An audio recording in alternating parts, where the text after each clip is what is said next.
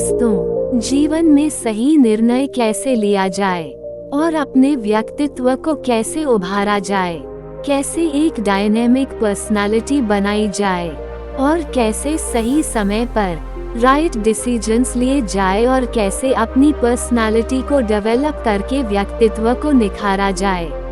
आज आप इस वीडियो में व्यक्तिगत विकास में निर्णयों का महत्व समझने के लिए 2 कहानियों को जरूर सुनिए जो आपकी सोच को बदल कर रख। दोस्तों, महात्मा बुद्ध ने भी कहा है, सही निर्णय से ही हम अपने चरित्र को मजबूत करते हैं और सच्चे धर्म के पथ पर चलते हैं। हमेशा ध्यान दें कि सही निर्णय हमें अपने उच्चतम पूर्णता की दिशा में ले जाता है। निर्णय लेते समय हमें अपने आत्मा की आवश्यकताओं को सुनना चाहिए, क्योंकि सही निर्णय हमें सत्य के पथ पर ले जाता है। दोस्तों, पहली कहानी है एक राजा और उसके मंत्री की, जो है विफलता से सफलता तक का सफर, जिसमें राजा और मंत्री दोनों का ही किरदार बड़ा महत्वपूर्ण है। इन दोनों से हमें बहुत कुछ सीखने को मिलता है। और दूसरी कहानी है एक लड़के द्वारा सही समय पर सही निर्णय लेना।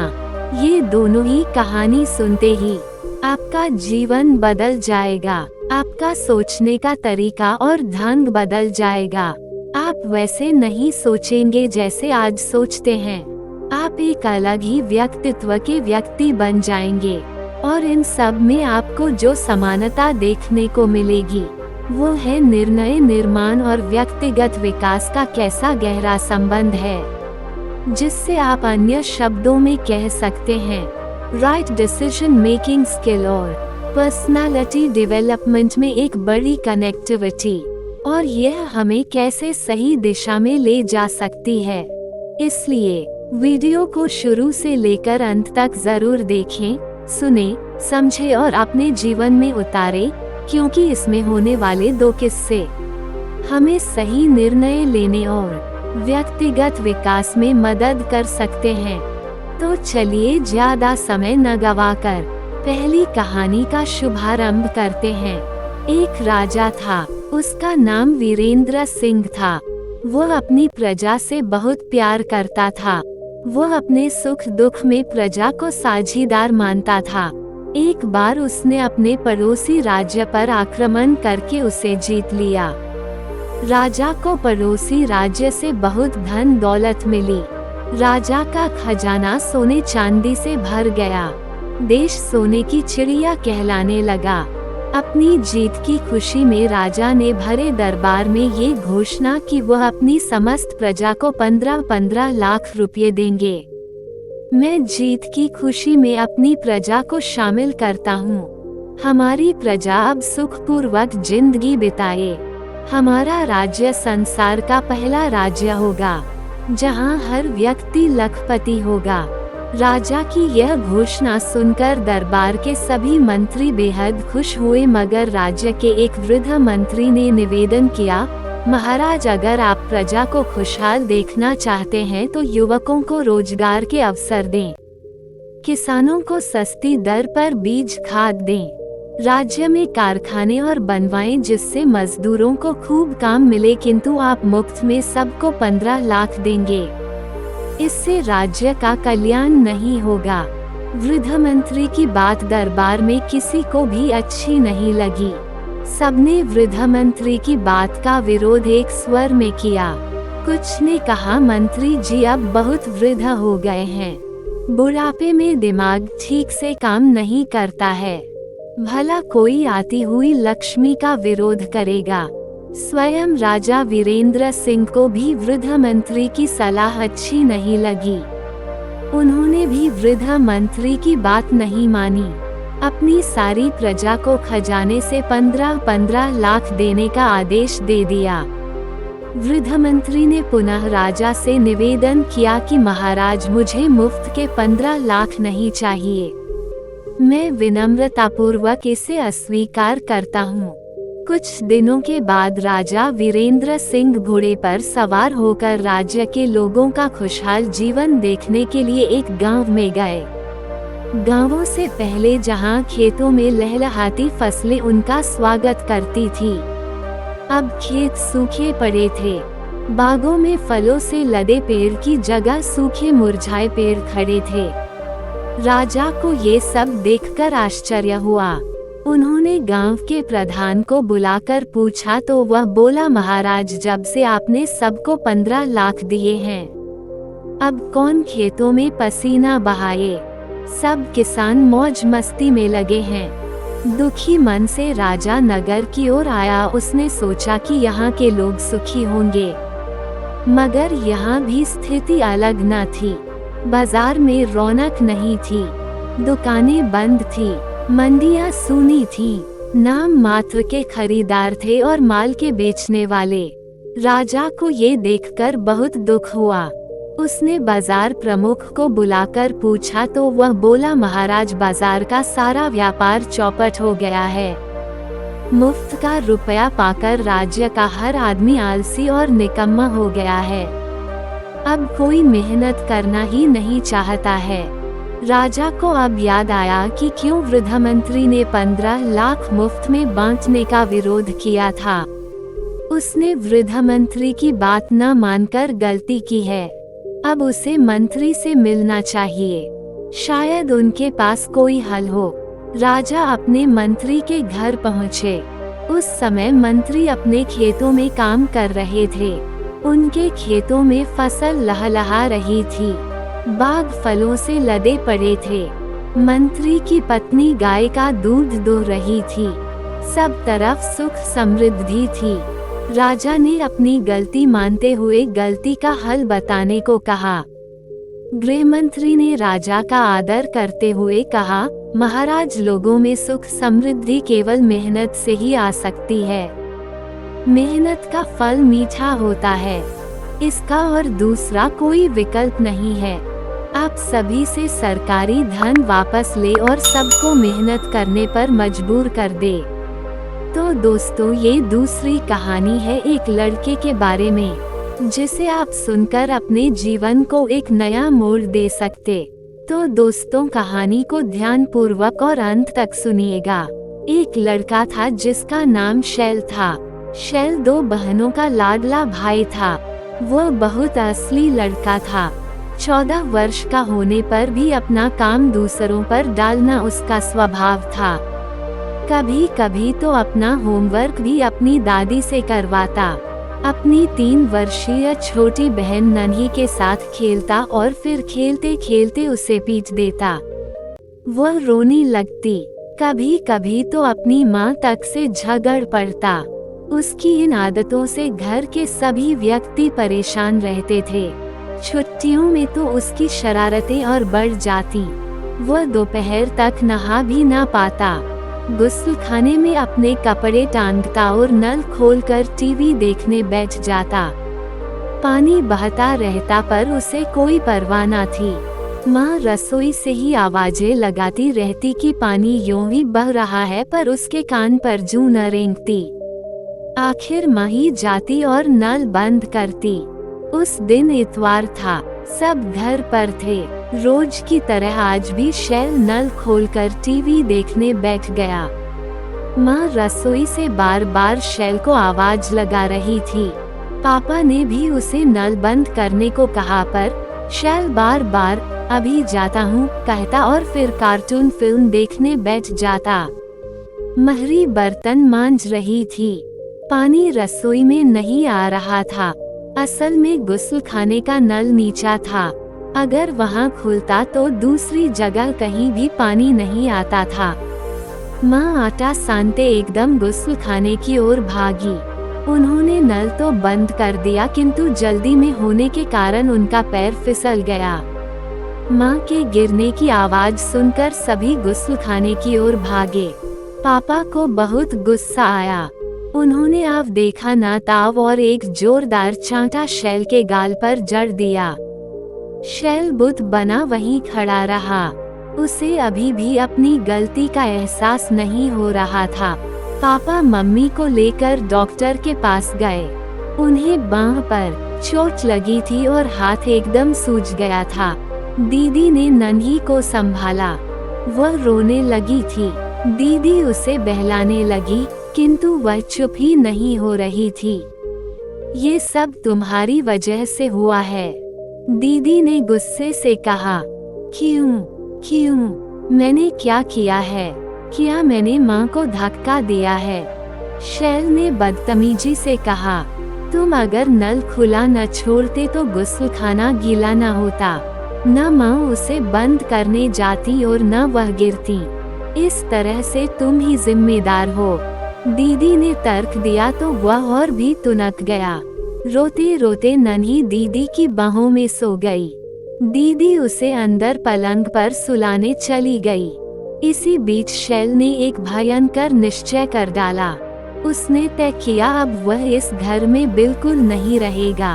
आज पापा ने उस पर हाथ उठाया है, वह चुपके से भाग जाएगा। पर कहाँ? उसके दिमाग में बिजली कौंध गई। उसे याद आया अलगे ही दिन तो वह पापा के साथ शिमला जाने वाला है। पापा ऑफिस के काम से शिमला जा रहे थे और शैल घूमने के लिए जा रहा था। उनका रिजर्वेशन हो चुका था।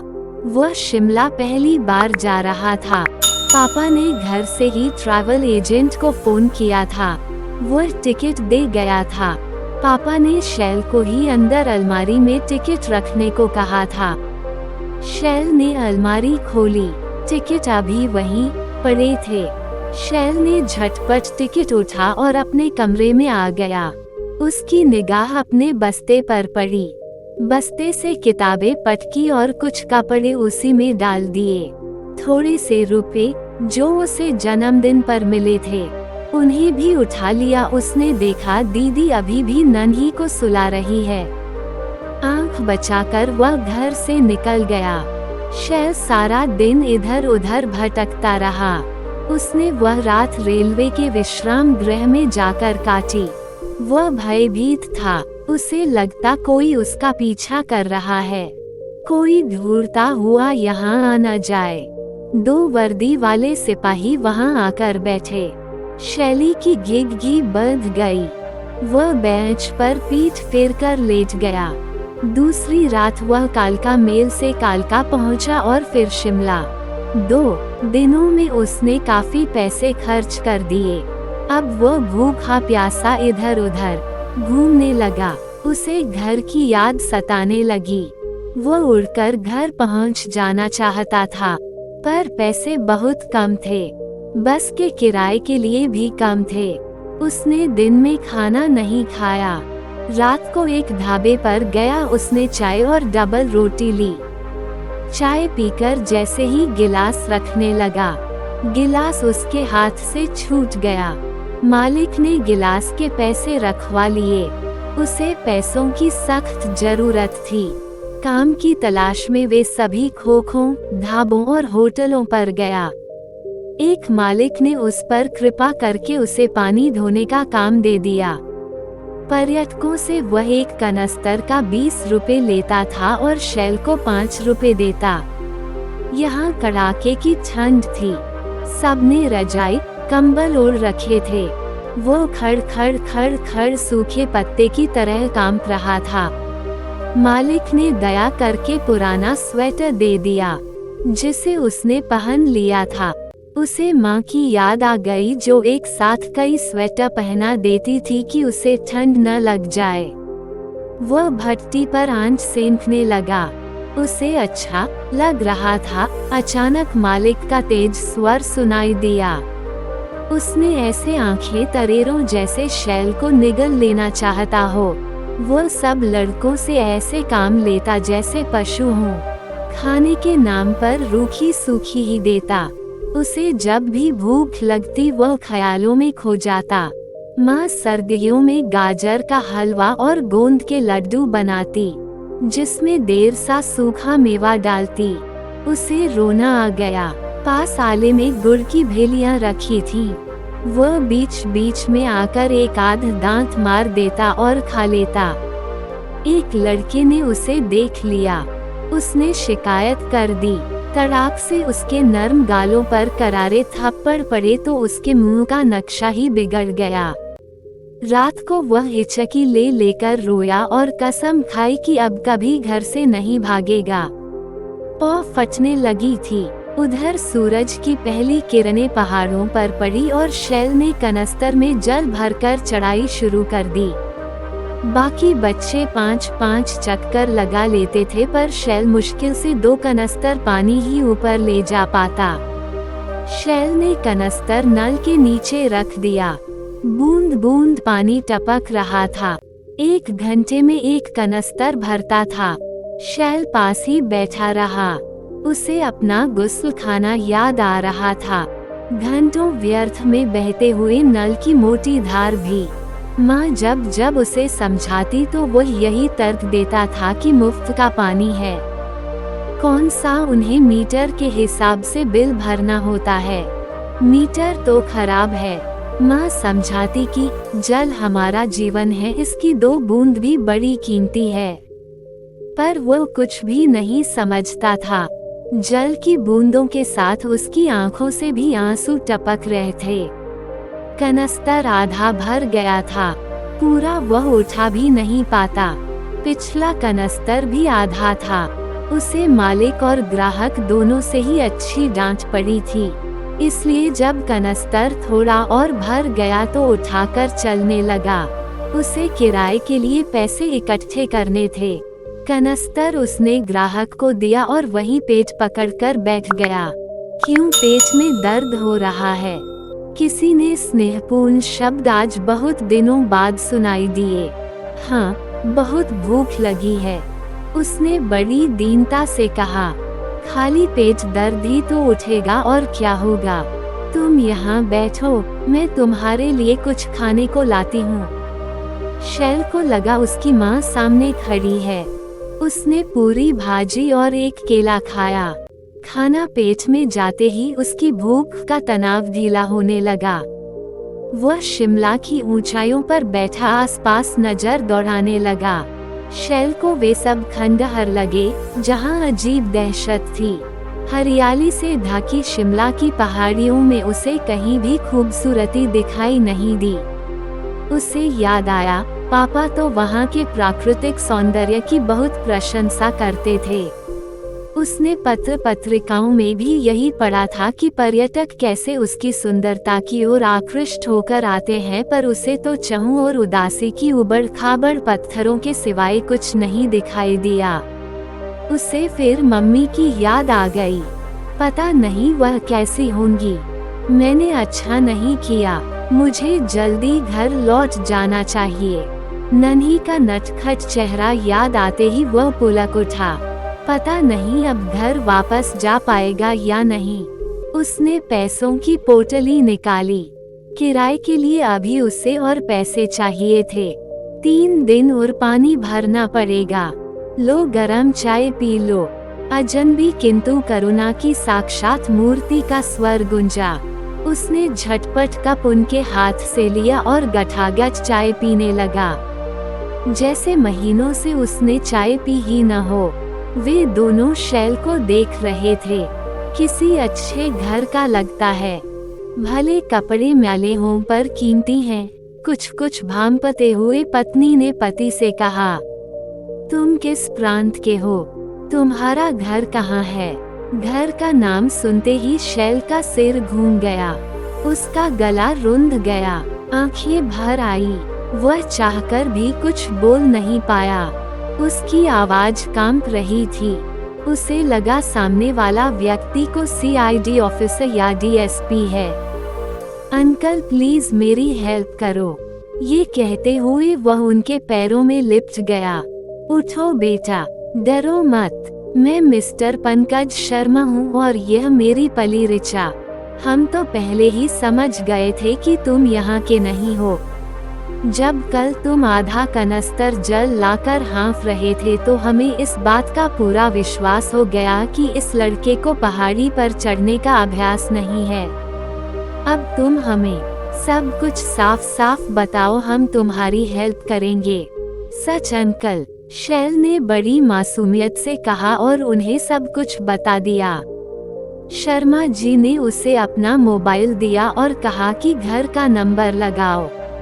नहीं अंकल, मुझे पापा से डर लगता है। आप ही मिलाइए। नहीं, तुम मिलाओ और पापा से बात करो। शैल ने डरते डरते फोन मिलाया। उसकी उंगलियां कांप रही थी और दिल जोर जोर से धड़क रहा था। पापा, मुझसे गलती हो गई है। अब मैं ऐसा कभी नहीं करूँगा। माँ कैसी है? मुझे घर की बड़ी याद आ रही है। ये कहते हुए फोन पर ही शैल बड़े जोर जोर से रोने लगा। अरे बेटा, तुम हो कहाँ? जल्दी बोलो, किसी मुसीबत में तो नहीं हो? घर में सब बहुत परेशान हैं। सब जगह फोन किए, पर तुम्हारा कहीं पता नहीं चला। पापा की आवाज सुनते ही शैल फूट फूट कर रोने लगा। मिस्टर शर्मा ने उसके हाथ से मोबाइल ले लिया और उसके पापा को सब कुछ बता दिया। अपने गेस्ट हाउस का पूरा पता भी बता दिया। ठीक है, आप शैल को अपने पास रखें, हम आ रहे हैं। शैल की आंखों में अब भी आंसू थे, पर अब ये आंसू खुशी के थे। आज शैल को शिमला बहुत सुंदर लग रहा था। वह मुग्ध भाव से पहाड़ियों को निहार रहा था। दूर पेड़ पर बैठी चिड़िया गा रही थी। देर आए दुरुस्त आए। दोस्तों, दोनों कहानियाँ कैसी लगी? क्या समझा, क्या महसूस किया? इसे कमेंट सेक्शन में जरूर बताइएगा। धन्यवाद दोस्तों कि आपने हमारे साथ समय बिताया। अगर यह वीडियो आपको अच्छा लगा हो तो लाइक करें, शेयर करें और हमारे चैनल को सब्सक्राइब जरूर करें, ताकि आप ऐसी और ढेर सारी बेहतरीन वीडियो को सुनकर अपने जीवन में एक क्रांतिकारी बदलाव ला सके।